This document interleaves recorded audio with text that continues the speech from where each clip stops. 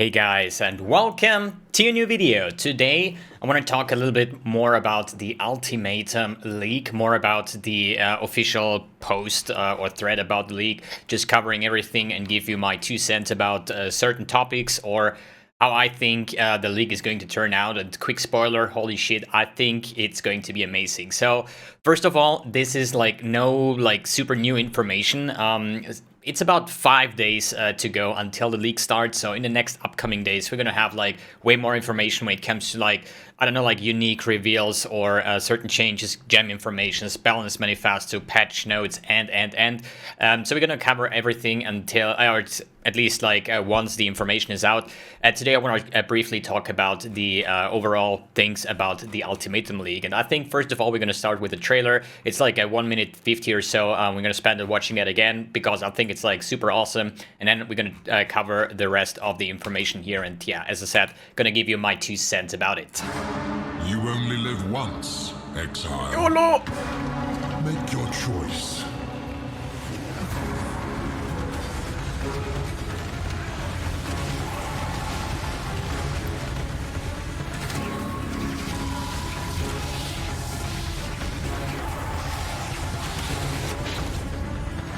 A simple ultimatum. Leave with your life and a meager reward. Matrix. Or risk it all for a chance at ungodly riches. For each trial you accept, the challenge grows. But fail and leave with nothing.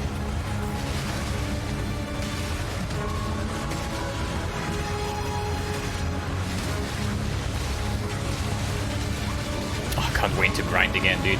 I swear. Reap the reward you deserve.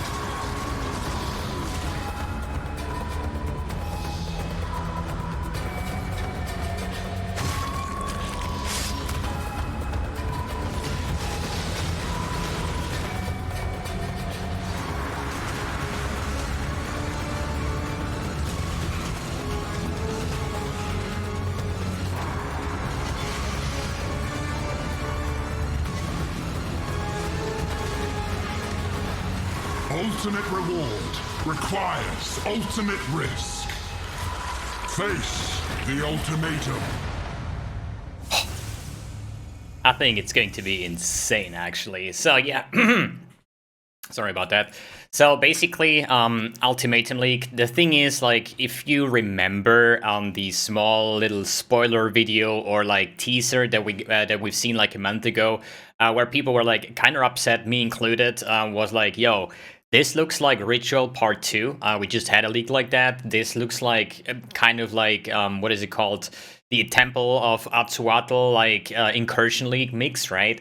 And personally, I did not enjoy both of the leaks too much, and that's why I was kind of curious. But after seeing the actual trailer here now, the announcement, I'm gonna say this actually looks quite sick, and we're gonna see how it will turn out once we actually be able to play it in the matter of or in 5 days, basically. Let's start off with Path of Exile Ultimatum. In Path of Exile Ultimatum, you must undertake the Trials of Chaos and choose whether to risk it all for ultimate power. Our April's expansion contains the Ultimate Challenge League, 8 new skills and support gems, improvements to Vaal skills, an overhaul to past league reward system, dozens of new items, and much more. We've also just released a new trailer and gameplay showcase for Path of Exile 2. So in this video, we're going to exclusively talk about the Ultimatum League and not about Path of Exile 2. Good. Attempt the Trials of Chaos. The ancient civilization of the Vaal was built on sacrifice. They understood that in order to attain great power, great risks must be taken. On behalf of Vaal entity known only as Chaos, the Trial Master seeks to discover challenges who are willing to make immense sacrifices in their pursuit of power. As you survive each of his challenges, will he risk it all and accept his next ultimatum? If we play softcore, obviously we're gonna go maximum. Alright? I mean, I think personally, I think it's going to be super rough in the start of the league. I think once the first couple of trials might be easy, probably 3-4 stages. I think once you hit Act 7, 8, 9, something like that, because you don't really revamp your gear too much, I would say, in Trade League. That means you're just gonna get your early stuff going, right? And once you hit like Act 5, Act 6, you pretty much have the same gear until you start mapping. So I guess at some point you're just gonna be able to do one and just take whatever. But seeing it in a later stage of the league, once you have your 6th link and once you're geared up, I personally don't see a big problem. I mean, we're gonna see how hard it is, right? But I think at some point, once you like outgear all of that, you can just like go 10 rows of loot like every single time. But questionable is it how it will turn out once you go like max juice, T16, 100% delirious, those kind of things, how crazy those trials are going to be, and how the rewards are going to look like. So, risk it all. The Trial Master offers you a reward and challenge with 3 difficulty modifiers to choose from. If you succeed in his trial, you may claim your reward. However, you'll be presented with an ultimatum. Leave with your spoils or attempt more challenging encounters for more valuable rewards, but be careful how many trials you undertake. If you fail, you'll lose everything you've earned so far. Pretty much explains what this league is about. Either you take it or you just risk, and risk also like getting better rewards or just lose everything. Let's take a look at the screenshots over here. Pretty much, yeah, this is just like, looks a little bit like Ritual. As far as I know from the Q&A from Chris Wilson, if you leave the circle, it's like a timer of like 5 seconds. If you stay out for 5 seconds, then this... I just want to say Ritual, but this ultimatum will be closed, and it's like that you're defeated in that regard. So hopping out and in shouldn't be too big of a problem.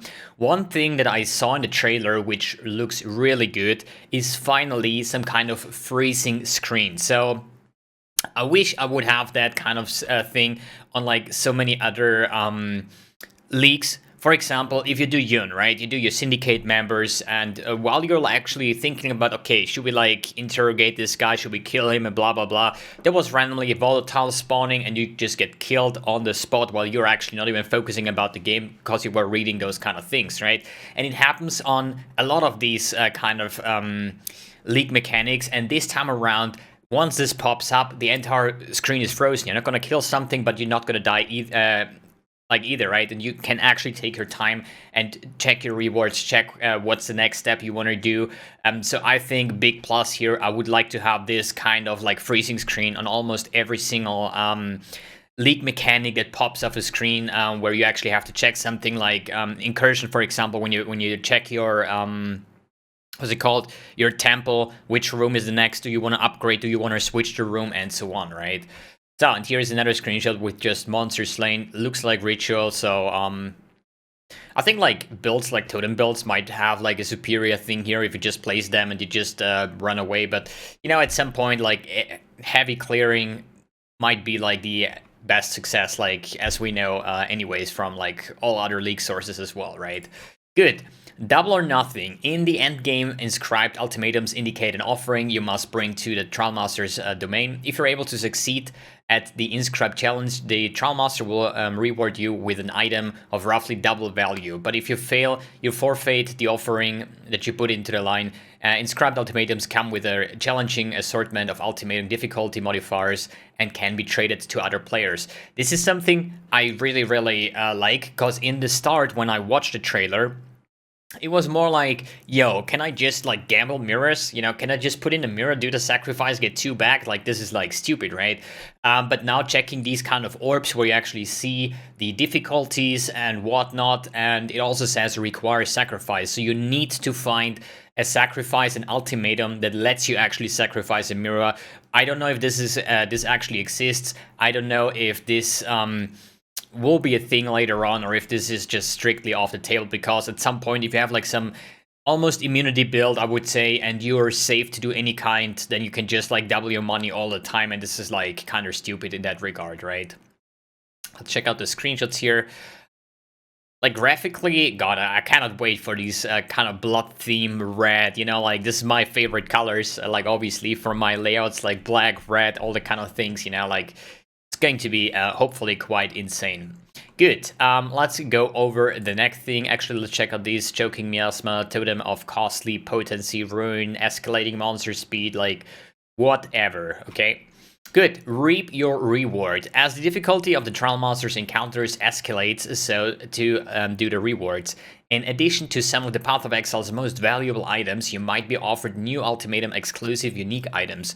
We've designed this league to be very compatible with party play. Each player gets their own rewards, can vote on difficulty modifiers, and can choose whether they want to risk the next round or not. And this is something we've seen, like if we're doing party play, I accept the next one, the next difficulty, and you're like, yo, dude, I want to take this. You just hop out, basically, right? You say like, yo, I decline, I want to have my loot, and we are going to be separated in this part. Here we have the Mahu, Xotl's Machination, whatever, which gives you a bunch of keystones. We do know all of them besides Everlasting Sacrifice. This is something I have no clue about. I think this is an item that you can probably work around later on in the league when you can actually, or do have some currency where you can actually buy certain items that make it work. I don't think on a league starter this would make sense because some of those, like Corrupted Soul and Divine Flesh, it's like weird. On one hand, you get energy shield, on the other hand, like every damage ignores energy shield, right? So, or 50% or something like that. So it's going to be quite questionable how you're going to opt in, and if there is going to be like some 5-head build that actually can use or make use out of every single keystone over here in a certain specific way. Then we have the Glimpse of Chaos that we saw that as well. Increased maximum life and reduced fire resistance, maximum mana and reduced cold resistance. I think this might be quite insane for a mind over matter agnostic Pathfinder, something like that, or even other things where you can basically scale more than just life and basically life, right? We have like life, mana, energy shield, hybrid versions or stuff like that. Especially now with a new low life version, I think agnostic might be insane. And here it says chaos resistance is 0. Most think this is bad. Actually, I think this is good because if you have negative chaos resistance and it says chaos resistance is 0, then you actually gain 70 chaos resistance or 60 chaos resistance for free, more or less, if you don't focus on chaos resistance at all, right? If you want to get chaos res cap, then this is actually probably not really the best idea. Good. Then discover the Vaal reliquary. This is something I was looking out for so freaking long. All these leaks, it was like very in the beginning. I think it's like 6, 7, 8 leaks ago, the last time we had reliquary keys, and it's always a great gamble to do those. And I cannot wait for a couple of episodes here on the gambling part of mbXtreme, right? So, the Vaal Reliquary key can drop from anywhere in Path of Exile and opens a portal to the Vaal Reliquary. This ancient vault contains a chest with a special foil version of a Vaal-themed unique item, dropped with equal weighting.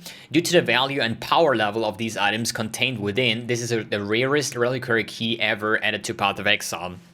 So here was a little bit of a misconception early on. I thought like in the first hand, dude, Reliquary key, holy shit, amazing, right?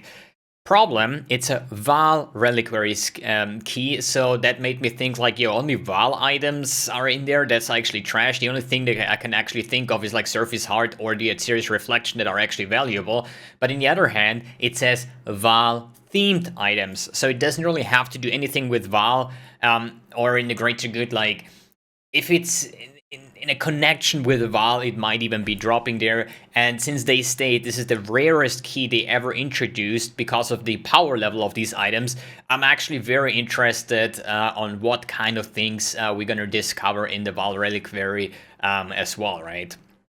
So, exchange blood for power. This is like my most favorite part of this video, talking about the new skills. I love kind of like bleeding skills or like all this kind of theme of like damage over time, blood, like all that kind of things, right? Big fan of it. So I'm 100% sure that I'm going to get myself into these new blood for power skills, I would say, because it's actually not even bleeding, right? We've introduced 8 new skills and support gems that are themed around the concept of blood sacrificing life for power. These gems open up even more possibilities for characters built around saying on low life, the threshold for which has been increased to 50%, was 35 before. We've also rebalanced Vaal skills and increased the number of souls gained from the damaging unique enemies. So here, just actually, let's just open the images and talk a little bit about it, because I think I'm gonna make an an extra video talking or covering all my ideas that I would have for life or low life, life-based kind of characters, right? So we have Exsanguinate, uses life instead of mana to shoot tendrils of blood in front of you, applying a strong physical damage hit and a fist damage over time debuff, which can stack up to 3 times. You can also support it so that its tendrils chain from one target to the next. So this is like overall said about these new skills. They always have like a 2-part theme, right? First of all of those are spells. They're physical spells, and they leave a damage over time. So this damage over time, at least the only damage over time that I know, is bleeding, right? So I think it's comparable to Essence Drain and Poison, where Poison is chaos damage over time, same as Essence Drain, but Poison is an ailment. The same will probably affect over here, that this physical damage over time debuff is actually just a normal physical damage over time, which is not an ailment and which is not a bleeding, okay? For example, as I said, this is a spell, right? And only attacks can cause bleeding. There is no, or have you ever heard about Blade Vortex, Bleed Assassin or something, right? It doesn't exist because spells cannot inflict bleeding, so this physical damage over time is probably the same as Essence Drain, which is just tagged as physical, but it's just a damage over time which cannot scale with bleeding. I think this is probably going to be my league starter because it looks like super fancy, but the problem is, how good is it in the clearing? How well does it chain? Because it says here, right? So the first thing I want to see here is an awakened greater multiple projectiles, for example. What about Fork? What about all these kind of things? Not GMP, sorry. Awakened Chain, obviously, since it's not a projectile, sadly, because otherwise it would actually be sane if you have like GMP, Chain, and stuff like that. But we have to wait and actually test it, because at the moment, I think I'm gonna try it out just because it looks super fancy, and that's reason for me enough to start it, or at least to try it. But if it's going to be really good or not, big question mark, we're gonna see. Then we have Corrupting Fever. Corrupting Fever consumes some of your life and grants a buff that causes your hits to apply corrupted blood, which stacks with each hit, causing more and more physical damage over time. When a certain amount of life is consumed to use the skills, the buff refreshes. I think that's a great damage increase for any kind of bleed character or bleed bow, as we see over here. Where basically you just spend your life so you can reserve more mana, basically, since you don't have to worry about it. But Corrupting Fever, I think it was like a skill that you passively have or something. But basically, it afflicts corrupted blood and it deals physical damage over time. I think that's the same as the Exsanguinate, where it says like this physical damage over time is not a bleeding. So how to scale those kind of things? You have percentage global, like percentage physical damage over time, global damage, all that kind of things, but increased bleed damage or the weapon modifier from your bleed weapon will not count probably, unless they tag it as bleed. But as far as I saw the gem previews and stuff, none of them is any kind of bleed. But I'm not 100% sure. This is just what I assume, actually, that the corrupted blood is actually not bleeding, right? Good. Next one, Reap. So this is something kind of weird. I thought it's actually an attack. This is actually a spell, like Blade Vortex, like Ethereal Knives. It's just a physical spell. Reap conjures a bloody scythe that swings across an area, applying a strong hit damage and physical damage over time, which each swing against a charge that scales its damage up and increases its life cost up to 5 times. It's particularly potent against single target enemies. So basically, first, as I said, I thought it's an attack. It's not. So the first thing that came into my mind, yo, what about a cast on crit Reap build or something like that? As I said, we need to check what kind of support gems will work with this one. Is there like some kind of like, what is it called? Where you have like, if you move, you have like multiple charges and stuff like that. God, I forgot the support name. Doesn't really matter. But the thing that I want to say is like, how well can we enhance this kind of ability? What kind of things will probably work with this one? Unleash was the thing, right? What if I use Unleash? What do I have, like 10 freaking skites like bumping the entire screen? If yes, holy shit. What about Cast on Crit, Cyclone with the Reap or something like that? As I said, these are all things that needs to be tested to see if this skill is actually going to be quite heavily or insane. And on this part, I also want to mention something like, I don't know, like this, it does physical damage and it leaves a physical damage over time, right?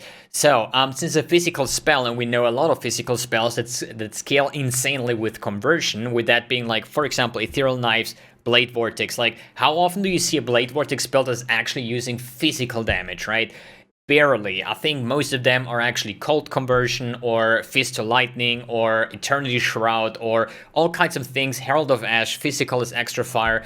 And if this entire damage will leave the dot, because if so, that might be the most craziest thing ever if you like convert and then like Eternity Shroud and go from one to the other and leave the total damage as a dot, or will the dot only appear from the physical damage, which I assume it will, and in the next hand, will this physical damage, is this like the superior damage form, or can you ignore that and just scaling the actual on-hit damage, or can we actually just scale the dot damage in that regard, right? Then we have Petrified Blood. This is the thing that I'm going to probably focus the most around. Petrified Blood is a new skill option for low life builds. Only flasks can recover life above 50%. Other life sources only affect the lower half of your life. A portion of incoming hit damage that affects your lower life half of life is spread out over time instead of being instant. So what that means, this is this weird claw that you saw on the life globe, basically, which says if you have leech, regen, all of the things, it will stop at 50%. So you're gonna be on low life. I do assume it's probably 49.999, so you're actually going to be on low life, but only flask can recover up to that point, right? But the big thing is, there's 100% damage incoming, right? You get one hit, like, I don't know, like 10,000 damage, right? And this 60% of the damage you're actually going to get, and 40% of the damage, like 4k in this regard, right, will be over 4 seconds as a damage over time. So instead of getting a 10,000 damage hit, you get 6,000 and then 1,000 after every second, basically, in 4 seconds, basically, that the entire 10,000 damage is done. But a portion of that will be a dot, and I think you can like super easily out-leech or outmaneuver that one. So it's overall, I would say, if you take that into consideration, it's like a 40% damage reduction from the actual hit damage that you get. And this is probably going to be quite insane.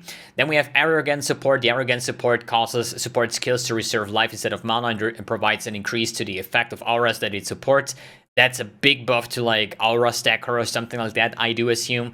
Then we have Bloodthirst Support. The Bloodthirst Support adds a percentage of your life as physical weapon damage while you're on low life, which is basically a support gem for low life attack-based builds, more or less, since we didn't have any option to scale that before. Then you have Life Tap Support. The Life Tap Support causes support skills to cost life instead of mana. Once the skill has spent enough life, you gain Life Tap, which multiplies the skill's damage for a short time. That's a question, how much more damage is it going to be at the maximum level, so we can compare it to other forms of support gems. But just the sheer fact that you can spend life instead of mana is quite insane, I would say. And Cruelty Support. The Cruelty Support grants a buff which increases the damage over time you deal with support skills. It also boosts the hit damage from support skills, and the Cruelty buff gets stronger the harder you hit. I think this is exactly what they want to do. So when you play like Exsanguinate and Reap and stuff like that, you're probably going to opt in Cruelty Support just because why not? I think the support gem is specifically made just for these two new attacks. And then you have the Vaal skills rework, or not rework, but buff. Alongside a Vaal-themed expansion, it felt right to improve Vaal skills. They've been numerically rebalanced, and we've increased the number of souls gained from damaging unique enemies. I personally think that's still not the way it should be. Like, remember back in the days when we played pure Vaal skills, which I had like the best time, like my Perma Vaal Arc build, or Q-Docs, like Vaal Fireball build, Vaal Blight build, all these builds. They were so insane, but this will not bring them back because, for obvious reasons, there is two parts. One is about the soul cost and the reduction of the cost, but the more important thing is the soul gain prevention. The soul gain prevention is basically a timer that blocks you from getting souls after you use a Vaal skill. So you cannot, like, let's say your Vaal skills cost like 5 and you have like 20 souls and you could technically use it 4 times, right? This is not how it works, because you're gonna get blocked out by the soul gain prevention. That means you use a Vaal skill and then you're blocked for a certain amount of time, and after this time is gone, then you can get new souls, right? And they nerfed that while changing the flask that we used to have, so we minimized the time that we had the soul gain prevention. So basically what that means, you attacked, and within like 0.1 seconds, you could already get new souls to activate the skill again. So as long as they don't change the the form of the what's it called again? God damn it! Soul Gain Prevention. Yeah, they will not bring back any kind of Vaal skills. I mean, having Vaal skills is nice, don't get me wrong. It's usually like Blade Vortex, right? You have Blade Vortex, you have Vaal Blade Vortex, and if you go into a single target scenario or something and you boost your Vaal Blade Vortex, it does hilarious amounts of damage. I think that's the way it's supposed to be, right? But since the past we had other builds that are purely focusing on Vaal skills, that was like so insane, and I would love to have these times back with all the kinds of build choices that we had back in the days.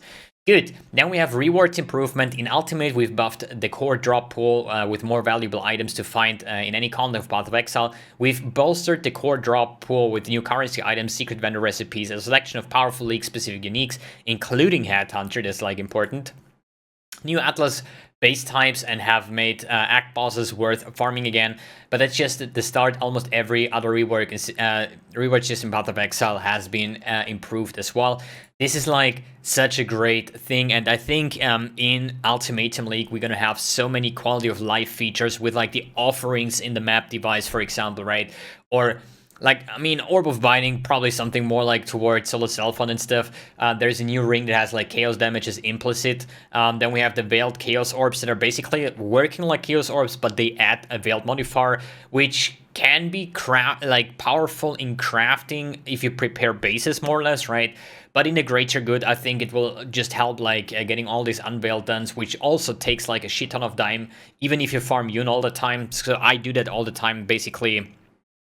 Farming Yun just to get all the unveils done. This will certainly help. I don't think they're gonna be rare. I think you're gonna acquire them pretty frequently, so you can just spam them on certain items to get your unveils done.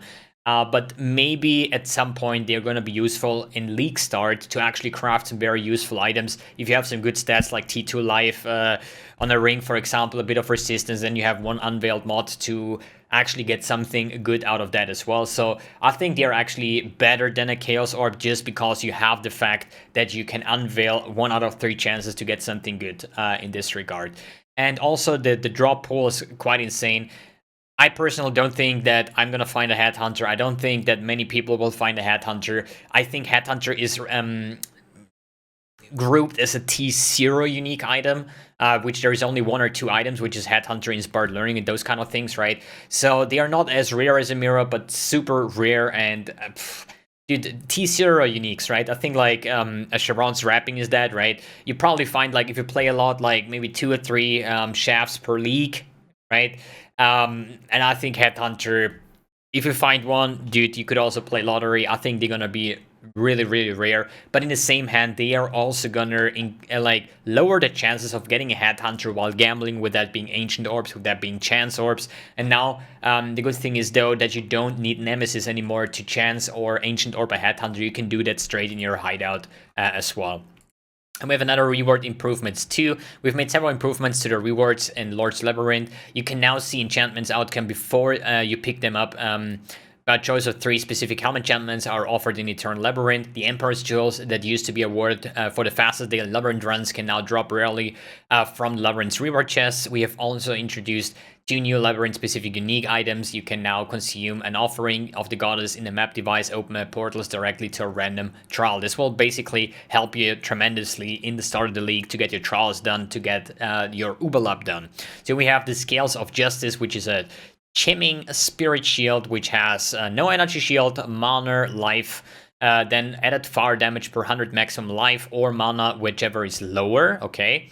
Unaffected by Ignite or Shock if maximum life and maximum mana are within 500. So this is another thing that would make Mind Over Matter life-based agnostic build super good, because they have like a shit ton more mana than they do life, but on a certain part, I think on my Pathfinder, I had them pretty much even out. I think I was like running 4k life, 5k mana, so now you would bring them together, but on a Pathfinder, you are immune to ailments anyways through, like, as long as you have a flask up, which is basically all the time.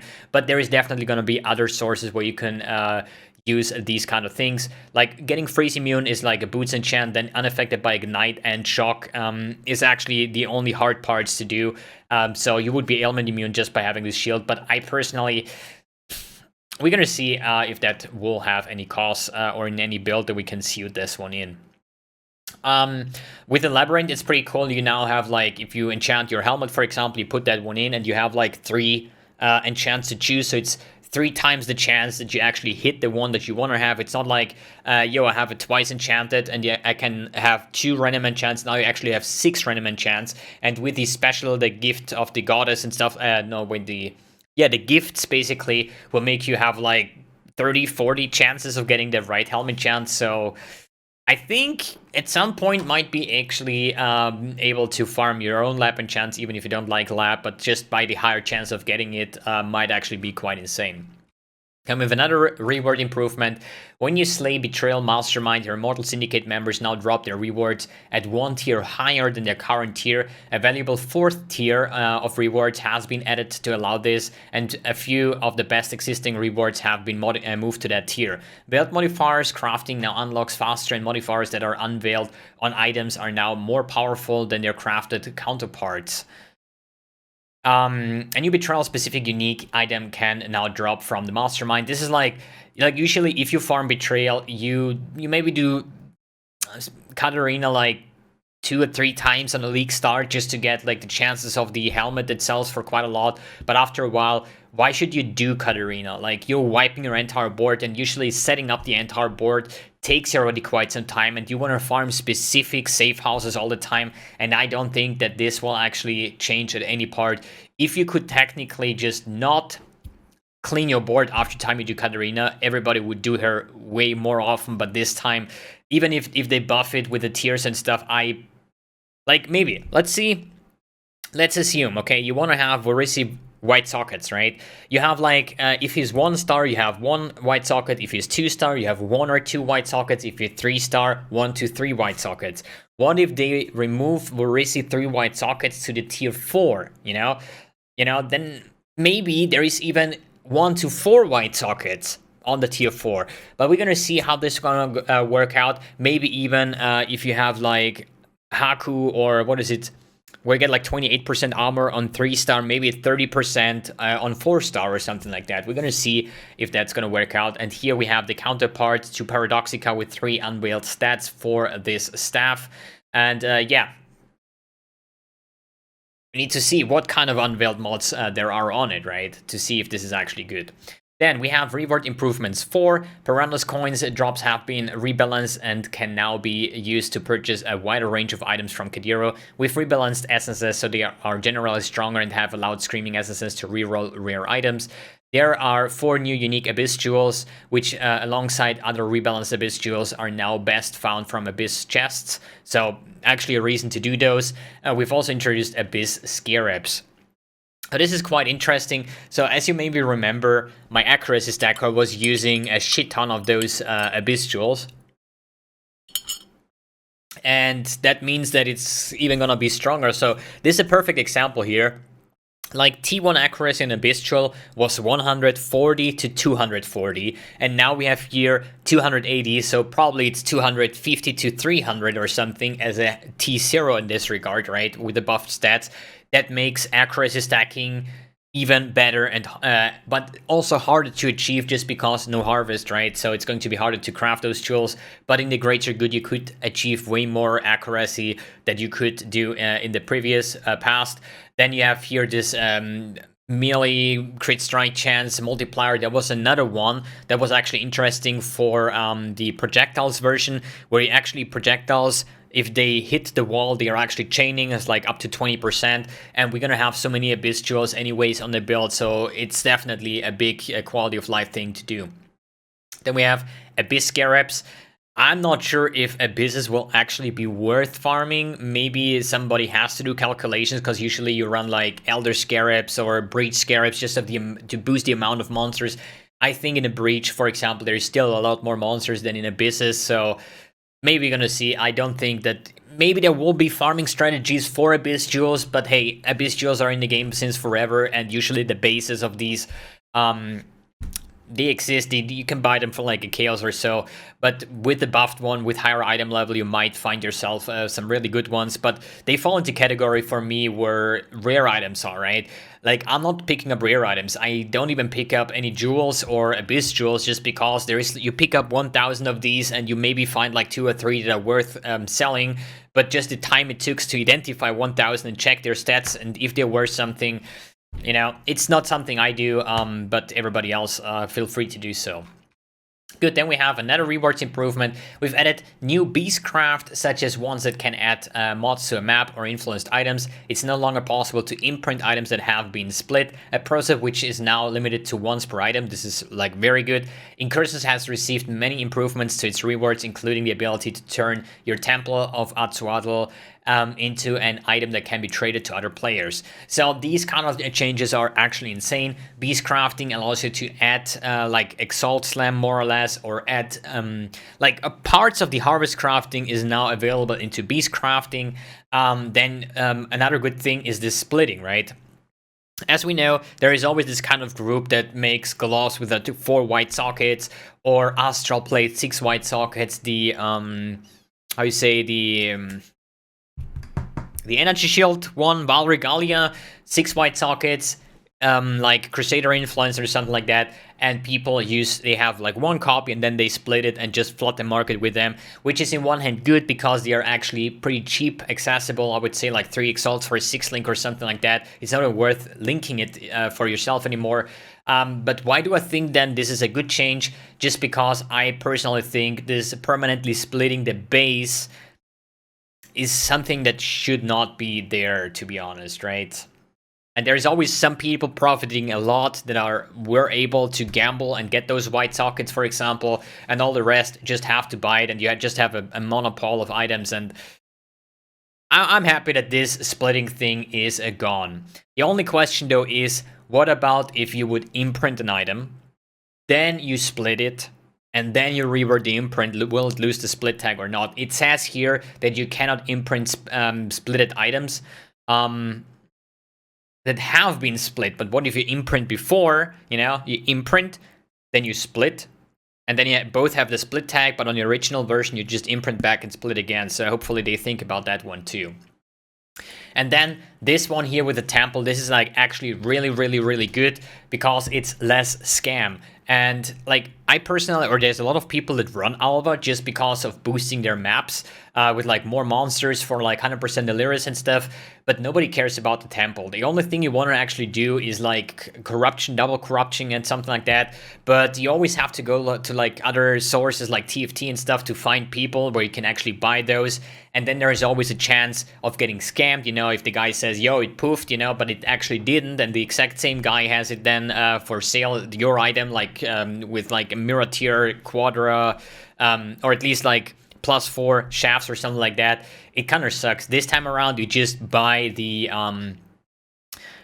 imprint or the Chronicle of Atsuatl, what it says over here, with the double corruption chamber. You can just do it yourself, and I think that's also good because I only like to run the temple in League Start because it's a great source of map sustain and stuff, but after a while, like, I never do them. I open them, I don't even go there, I just ask my friends, like, yo, does somebody need a double corruption if I have one? But usually, I just don't really care about it. This time around, I'm like, yo, I'm just gonna save that one, sell it. You know, every double corruption chamber will probably sell for 2x a piece, so you can actually just farm Alvar all day long and make currency like that, or just farm specific T3 chambers on that regard.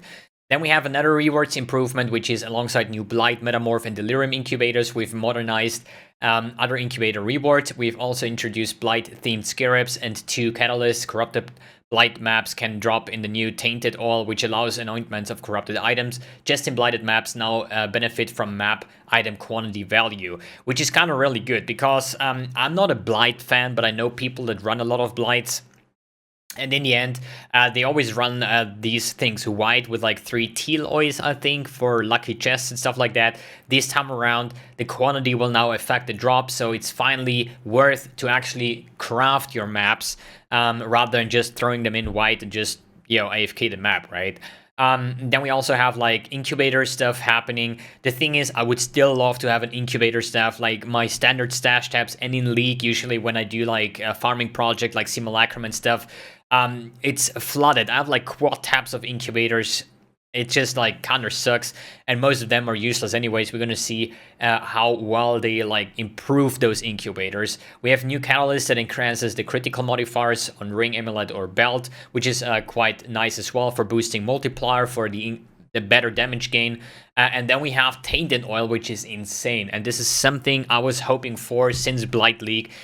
A tainted oil will now make you able to anoint corrupted items, which are insane, right? Because there are some corrupted items that are actually really good, but just because they miss the anointment makes it like worth not a lot. And I would love to see the same thing for catalysts, like any kind of like tainted catalyst where you can actually corrupt, or at least like use catalysts on corrupted items as well to change them. Good, then rewards improvements number 6, 7. Holy shit, there is a lot to cover here. Ritual has become a core game mechanics, was kind of obvious, spawning in 8% of maps, which is the new game-wide rate for past League mechanics. So some League mechanics had a 5% chance. I think like Harvest was one of those, and some other like, I think like Breach or so had like 10% chance. So there were League mechanics that were more often to be happen in a map, but now they set everything to 8%, so it should be average weighted here. We've improved a series rewards by buffing her exclusive sacrificial garb base type and adding new unique items that only she can drop. There are also nerfs to a few past leagues that are currently too powerful. Talismans no longer drop using the Vaal rolled mod system, but their anointments can be changed using tainted oil. Some harvest craft have been removed or restricted, but harvest now spawns more frequently, and the Heart of the Grove encounter is now tradable map fragment. This is something I really like to have as well, because we need to check the Heart of the Grove map, like drop pool again. Is it worth making like farming her non-stop by just buying the Heart of the Groves and just farming her, or if it's just like still a waste of time, because Heart of the Grove is like super rare. So we're gonna see about that.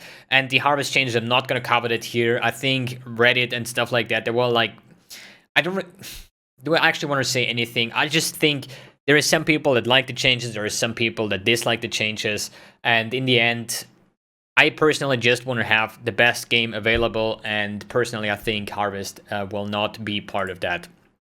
Anyways, so here is a series Splendor, which says, I think they hired the max resistance and also the 1 level of all Vaal skill gems.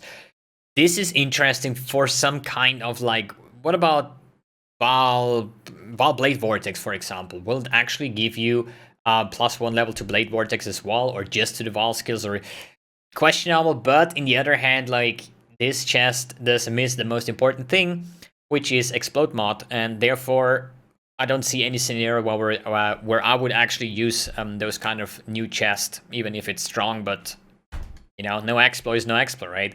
And then we have Queen's Demand on can trigger. I don't know what this kind of thing will look like. This is one of these unique that have like a specific or new kind of like ability that does not exist as a skill gem, but I think we just have to see how it looks like and then maybe make a build around it. But personally, if I think it back, have I ever used weapons with skills to make them primary focus on the build? I think not, so I don't think this one will be any changes here, unless it's like a super fancy cool skill, and we're gonna see about that. The rest here covers Path of Exile 2 and the new supporter packs, which I think one looks extremely cool, the right one, the left one, doesn't look too fancy at all. Good!